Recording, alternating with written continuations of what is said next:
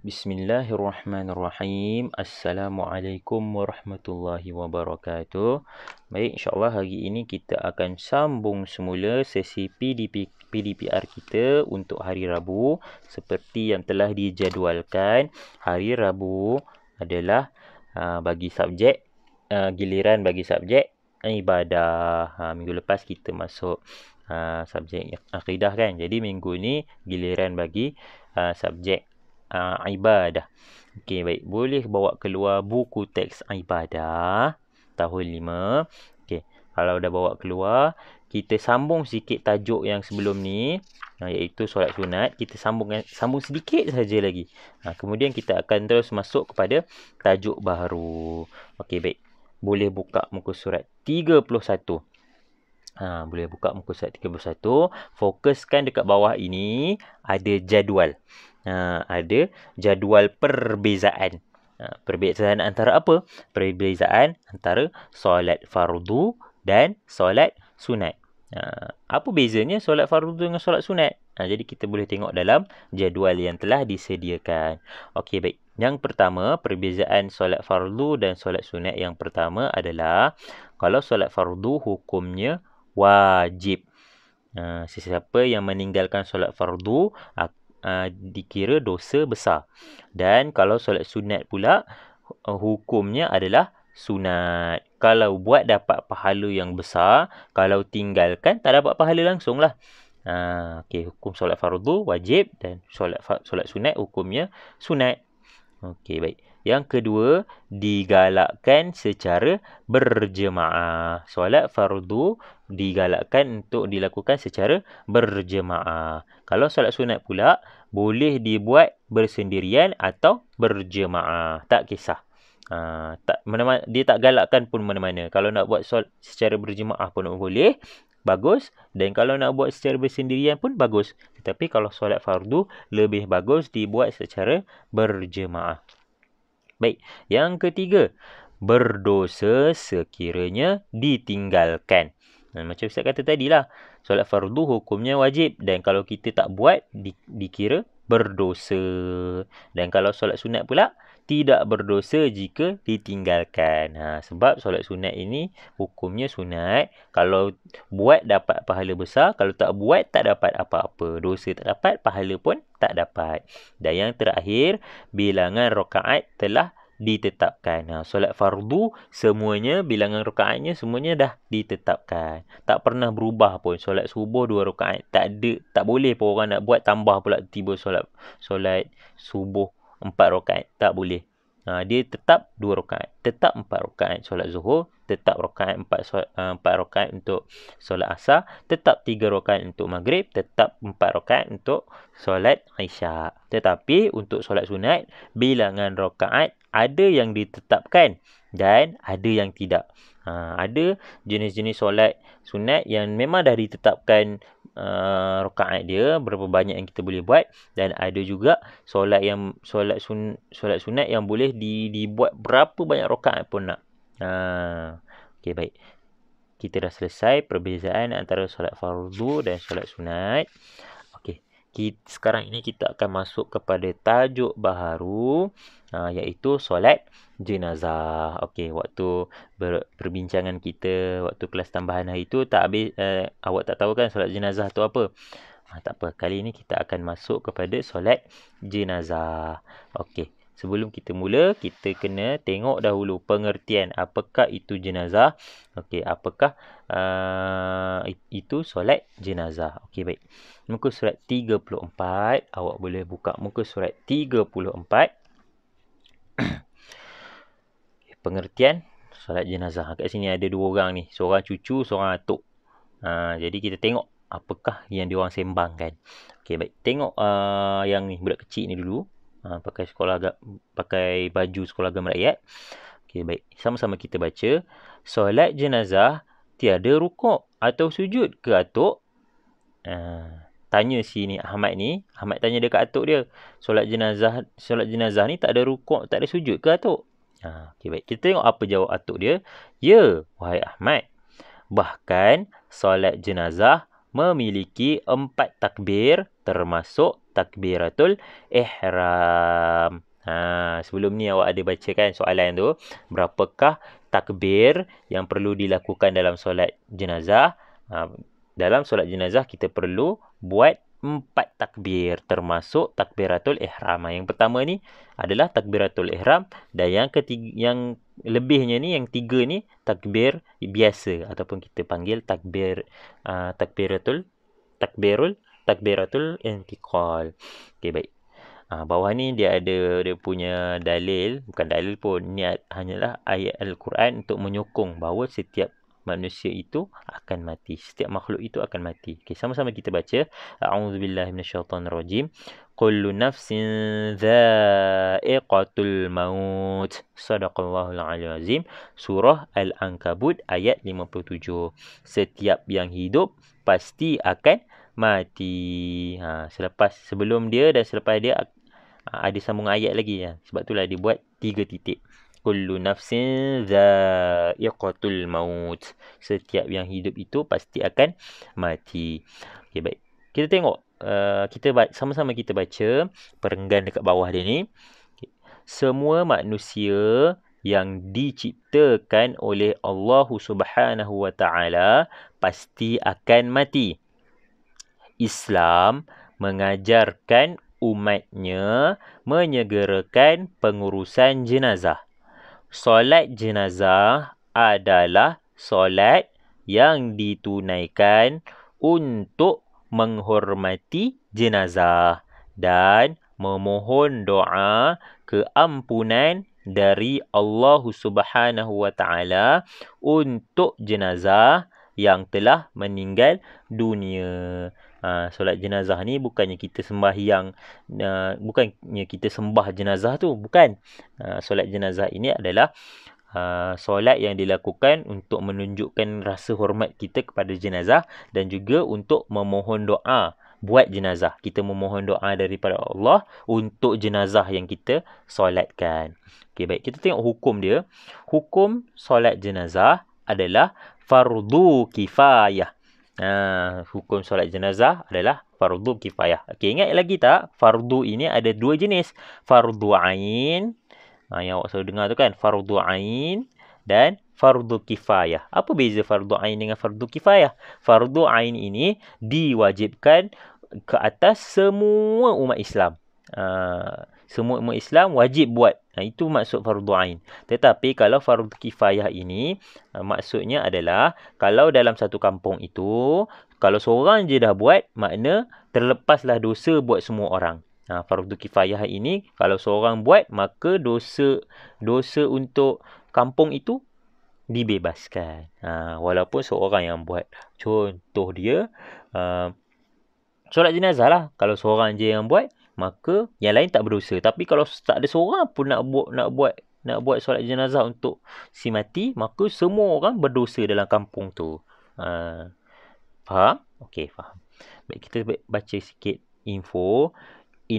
Sebelum melakukan solat jenazah akan dimandikan dan dikafankan terlebih dahulu. Kebiasaannya kalau nak solat jenazah, kita kena mandikan dahulu jenazah itu dan kafankan dia. Tak boleh dah biar dia bogel macam tu je, nampak muka semua, tak boleh. Kita kena mandikan dulu, kafankan dahulu. Kecuali kalau jenazah tersebut adalah jenazah orang yang mati syahid. Orang mati syahid tak perlu kita nak mandikan, tetapi wajib kafan lah. Kita perlu kafankan dengan darah-darah sekali kalau orang yang mati syahid. Okey, baik. Kita tengok muka surat 35. Okey, muka surat 35. Kita tengok rukun solat jenazah. Solat jenazah ada rukun dia yang tersendiri. Disebabkan dia tak ada rukuk dan sujud seperti solat biasa, maka rukun solat jenazah ada rukun dia yang tersendiri. Dia tidak terikat dengan rukun solat 13 rukun solat fardu yang awak dah belajar waktu tahun 4 dulu. Jadi jom kita sama-sama baca rukun solat jenazah.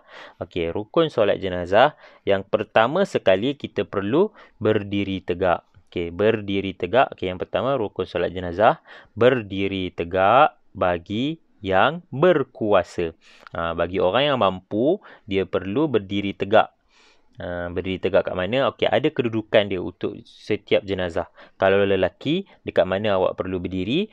Kalau untuk perempuan, dekat mana awak perlu berdiri. Ada kedudukan-kedudukannya. Nanti lepas ni kita akan cerita lebih lanjut. Kita tengok dulu rukun solat jenazah. Okey, yang pertama berdiri tegak bagi yang berkuasa, bagi yang mampu. Okey, yang kedua sama-sama kita baca.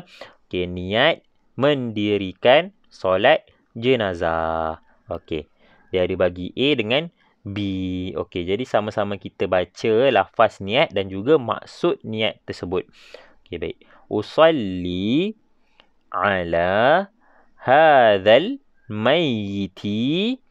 Okey, ataupun slash al-mayyitil tifli arba'a takbiratin imaman ataupun makmuman lillahi ta'ala.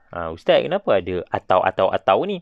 Kan Ustaz kata tadi, mayat ni ada macam-macam jenis. Ada lelaki, ada mayat lelaki, ada mayat perempuan, ada mayat dewasa, ada mayat kanak-kanak. Jadi, setiap niat tu, kalau mayat itu lelaki, kemudian dia budak pula, ada niat dia yang lain. Kalau mayat tu lelaki, dewasa, ada niat yang lain.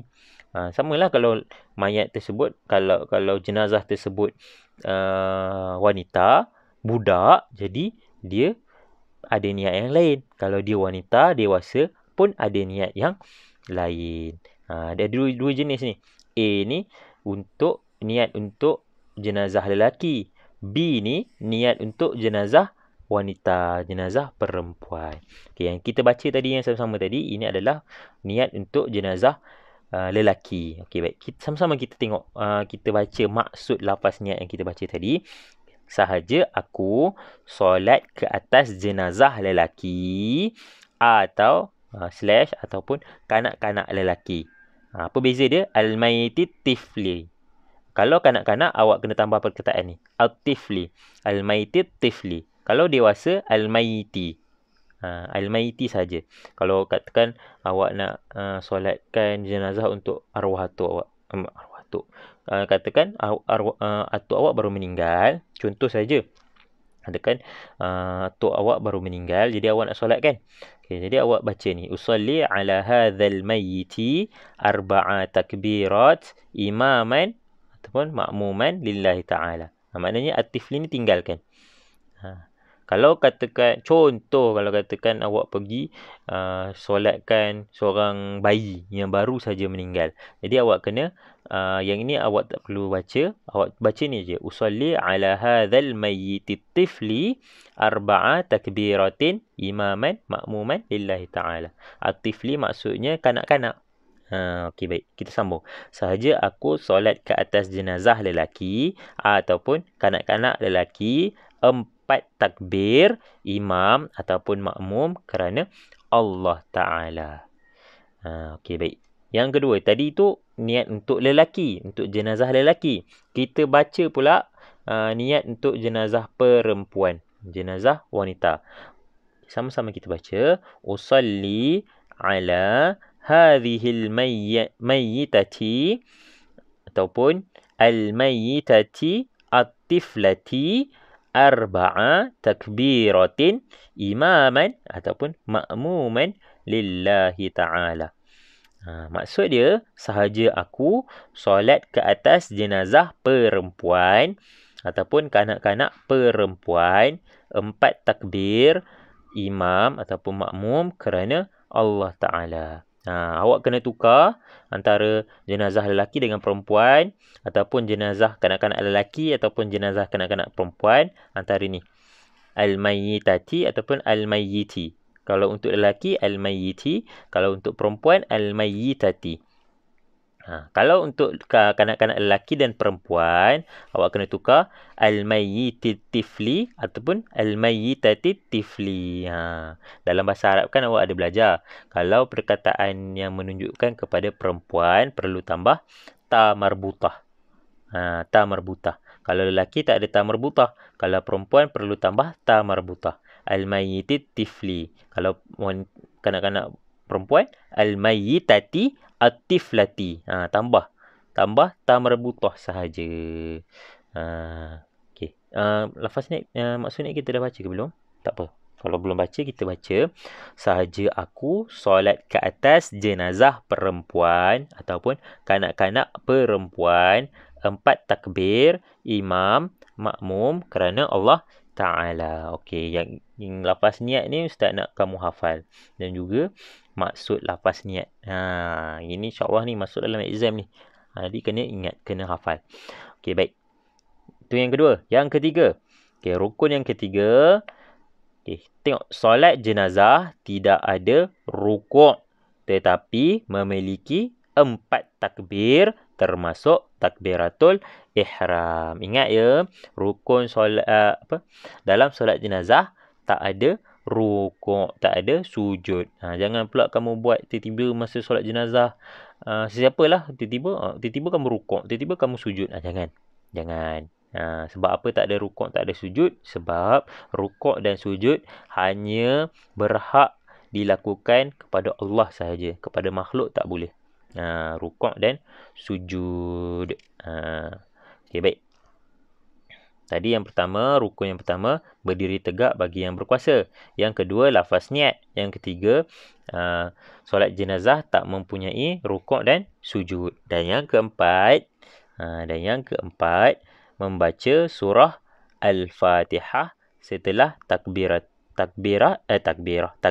pertama. Takbiratul ihram. Takbiratul ihram itulah takbir yang pertama. Lepas dia angkat takbiratul ihram, teruslah membaca surah Al-Fatihah. Sama macam solat fardu. Lepas kita angkat takbir, kita terus baca Al-Fatihah. Al-Fatihah adalah rukun qauli, antara rukun yang utama dalam solat jenazah. Okey, baik. Kita teruskan lagi. Ada 7 rukun. Tadi kita baru sentuh sampai 4. Okey, yang kelima, rukun solat jenazah apa dia? Membaca selawat ke atas Nabi Muhammad setelah takbir kedua. Tadi mula-mula kan awak dah berdiri tegak dekat mayat. Dekat jenazah awak dah berdiri tegak. Jadi awak pun angkat takbir. Awak pun baca niat. Maaf. Lepas berdiri tegak awak baca niat. Usalli ala hadzal mayyiti ke, hadzal mayyitati tifli ke, arba'a takbirat, makmuman ataupun imaman lillahi ta'ala. Okey, dah baca niat. Angkat takbir yang pertama, Allahu Akbar. Okey, lepas je takbir yang pertama, awak perlu baca surah Al-Fatihah. Bismillahirrahmanirrahim. Alhamdulillahirrabbilalamin ila akhiril ayat. Okey, dah habis baca surah Al-Fatihah, angkat lagi takbir yang kedua, Allahu Akbar. Okey, lepas takbir yang kedua, awak kena baca apa? Awak kena selawat ke atas Nabi Muhammad sallallahu alaihi wasallam. Macam mana nak selawat, Ustaz? Macam biasa awak selalu dalam tahiyat akhir pun awak dah baca selawat dah. Apa dia? Allahumma salli ala sayyidina Muhammad wa ala alihi wa sahbihi wa barik wa sallim. Tak perlu panjang pun tak apa. Sampai Allahumma salli ala sayyidina Muhammad pun dah cukup. Sebab itu dikira sebagai selawat ke atas Nabi. Allahumma salli ala sayyidina Muhammad. Nak pahala lebih sikit, kita sambung lagi. Allahumma salli ala sayyidina Muhammad wa ala alihi wa sahbihi wa barik wa sallim. Okey, baik. Itu yang kelima. Yang keenam. Okey, mendoakan kepada jenazah selepas takbir ketiga dan keempat. Okey, baik. Kan tadi angkat takbir yang pertama awak baca Al-Fatihah. Angkat takbir yang kedua awak baca selawat ke atas Nabi. Dan angkat je takbir yang ketiga, awak perlu baca doa kepada jenazah. Takbir yang ketiga dan takbir yang keempat awak kena baca doa untuk jenazah. Macam mana awak nak baca doa untuk jenazah? Yang ini ada. Pendek saja. Allahumma arhamhu, Allahumma ghafir lahu. Sudah. Ataupun ada lafaz yang lain. Allahumma ghafir lahu, warhamhu, wa'afihi, wa'afu anhu. Itu panjang sikit. Yang ini pendek je. Allahumma arhamhu, Allahumma ghafir lahu. Sudah. Settle. Ya Allah, limpahkan rahmat kepadanya. Ya Allah, ampunkanlah segala dosanya. Itu pada rakaat pertama dan juga rakaat keempat. Dan yang terakhir, rukun yang terakhir, memberi salam dengan memalingkan muka ke kanan kemudian ke kiri. Kan pada takbir yang ketiga awak dah baca doa untuk jenazah. Kemudian awak angkat lagi takbir yang keempat, baca doa kepada jenazah. Kemudian lepas dia baca doa kepada jenazah, Allahumma arhamhu wa Allahumma ghafir lahu, terus bagi salam seperti solat biasa. Paling ke kanan, kemudian paling ke kiri. Maka selesailah solat jenazah kamu dan sahlah solat jenazah itu. Sebab telah memenuhi rukun. Rukun dia apa? Yang pertama, berdiri tegak. Kedua, membaca niat. Membaca niat lah dalam hati.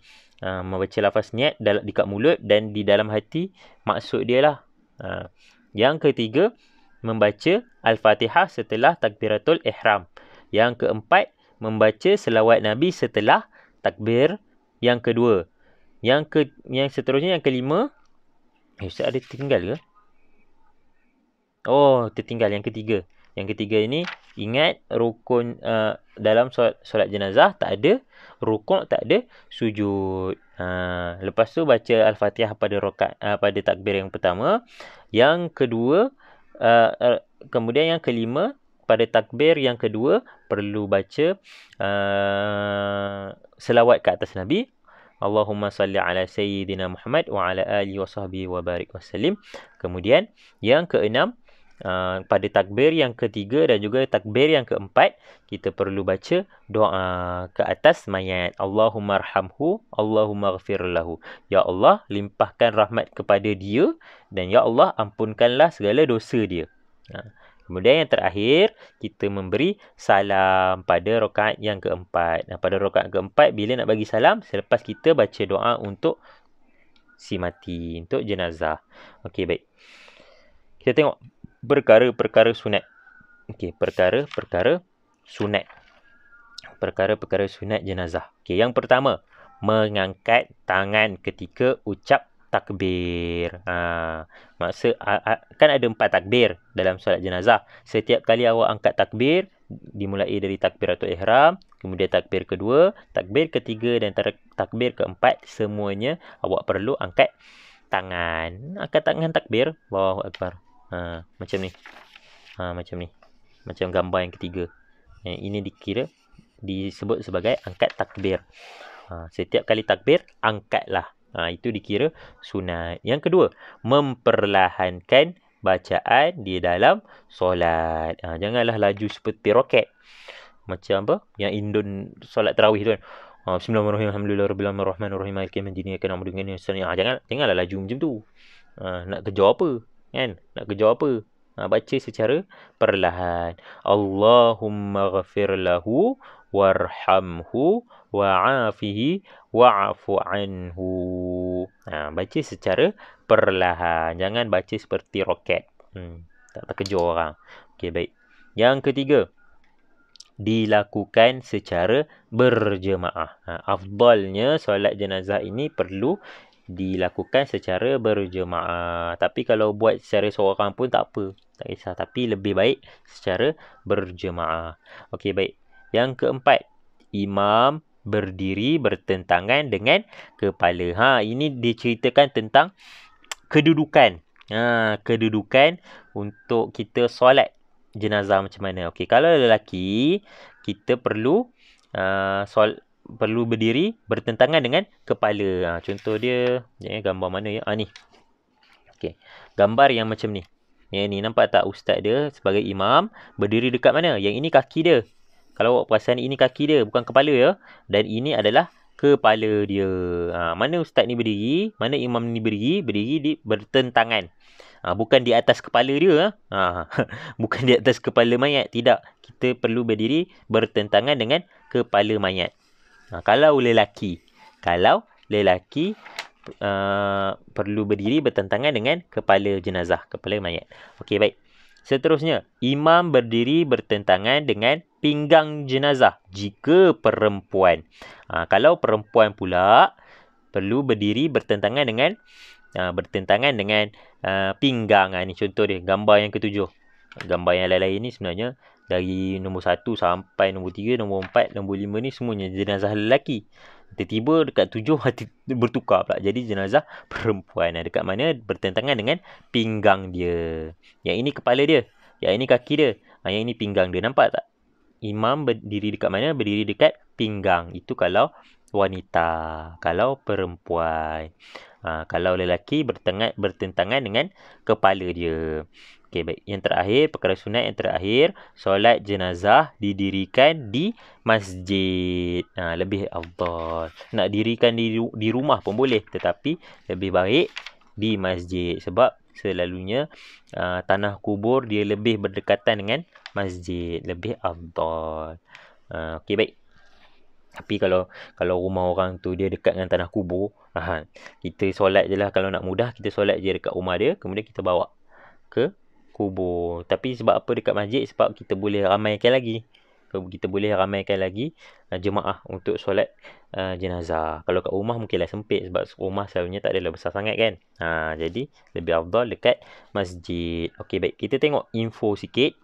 Okey, yang terakhir, yang cara-cara solat jenazah ni semua, insya-Allah kita akan sembang lebih detail pada hari yang akan datang. Okey, baik. Kita tengok info dia. Cara meletakkan jenazah. Setelah selesai mengkafankan jenazah, jenazah diletakkan di hadapan imam, melentang ke arah kiblat.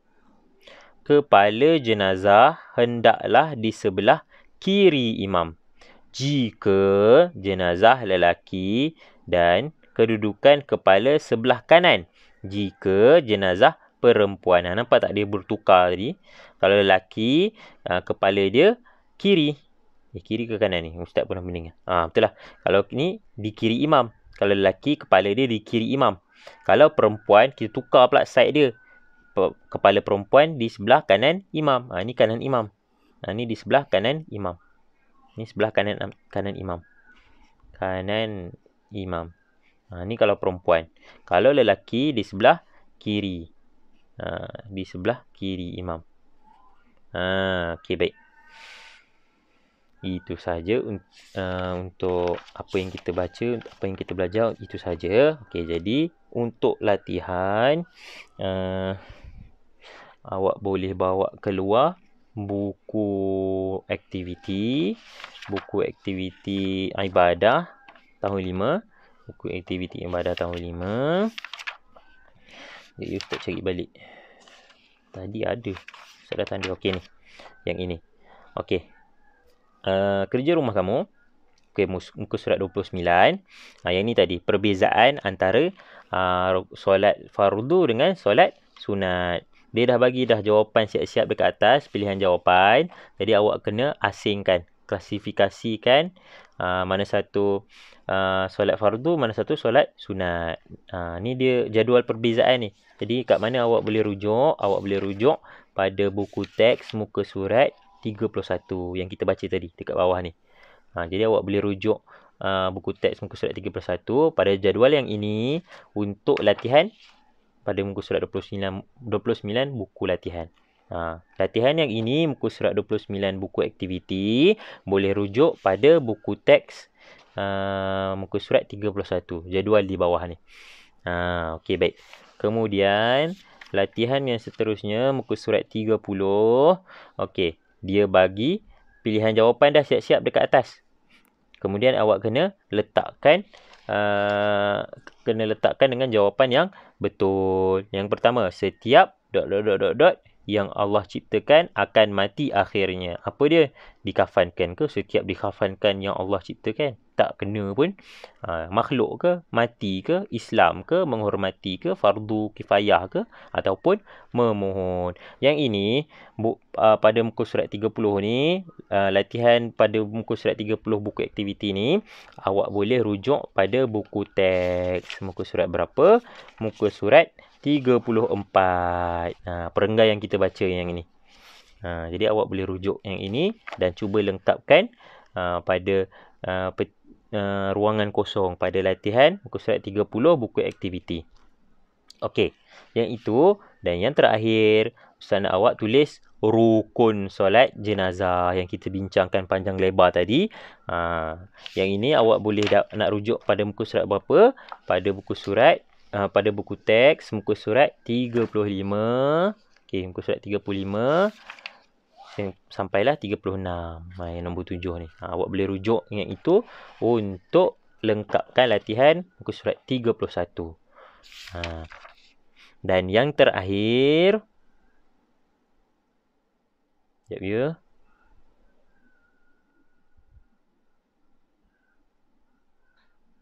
Okey, yang terakhir, muka surat 32. Awak perlu tandakan tik pada jawapan yang ada kaitan dengan solat jenazah. Okey, tak apa, Ustaz bacakan dan awak pun boleh baca sama-sama. Okey, yang pertama, ditunaikan pada hari Jumaat sahaja. Betul ke? Takkanlah solat jenazah hanya boleh ditunaikan pada hari Jumaat. Kalau orang mati Isnin, kalau orang mati Rabu, kalau orang mati hari Selasa, kan lama nak tunggu sampai Jumaat. Reput mayat tu, reput jenazah tu. Okey, jadi betul atau tak, awak tulislah, tik lah. Kalau salah, tak perlu buat apa-apa, biarkan kosong. Kalau betul saja, baru awak tandakan tik. Sebab dalam arahan, dia suruh tandakan tik. Tak ada pun dia suruh tandakan pangkah pada yang salah. Tidak. Yang salah awak tinggalkan. Tak perlu tik. Tak perlu letak pangkah, tak perlu tik. Okey, baik. Yang kedua, dikhususkan untuk orang yang bermusafir. Orang musafir baru boleh buat solat jenazah. Betul ke? Kalau betul, awak letakkan tik. Kalau salah, awak tinggalkan. Salah, jangan letak tanda pangkah pula. Kena faham soalan. Baik, yang ketiga, ditunaikan apabila berlaku kematian orang Islam. Kalau betul, tandakan tik. Kalau salah, biarkan kosong. Okey, baik. Yang keempat, tidak mempunyai rukuk dan sujud. Kalau betul, tandakan tik. Kalau salah, tinggalkan. Yang kelima, mempunyai tasbih yang dibaca setelah setiap takbir. Setiap takbir ke dibaca tasbih? Kalau awak rasa macam setiap takbir ada tasbih, awak tandakan tik. Kalau tidak, biarkan. Tasbih sebenarnya pada rakaat berapa? Ada ke tasbih? Yang Ustaz tahu ada selawat Nabi sahaja. Tasbih apa? Tasbih subhanallah. Subhanallah walhamdulillah wala ilaha illallah wallahu akbar. Tasbih sebenarnya subhanallah sahaja. Tetapi dalam solat tadi ada ke? Dalam solat jenazah ada ke kita bincangkan dalam rukun tadi perlu tasbih? Tak ada. Kita hanya perlu selawat Nabi sahaja. Allahumma salli ala sayyidina Muhammad. Okey, baik. Yang keenam, mempunyai 4 takbir termasuk takbiratul ihram. Kalau betul, awak tandakan tik. Kalau salah, tinggalkan. Okey, baik. Jadi, kerja rumah kamu, kerja sekolah kamu, muka surat 29. Okey, muka surat 29. Muka surat 30. Muka surat 31. Dan yang terakhir, muka surat 32. Okey, itu sahaja untuk hari ini. Wassalamualaikum warahmatullahi wabarakatuh.